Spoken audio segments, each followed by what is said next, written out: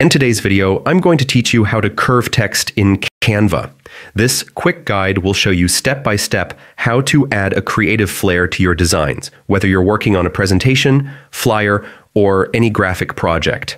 Curved text can really make your design look professional and dynamic, giving it that extra visual appeal. First, make sure your Canva project is open and select the text you want to curve. With your text highlighted, go to the Effects option in the top toolbar. In the menu that appears, scroll down and select Curve. Instantly, your text will take on a curved shape.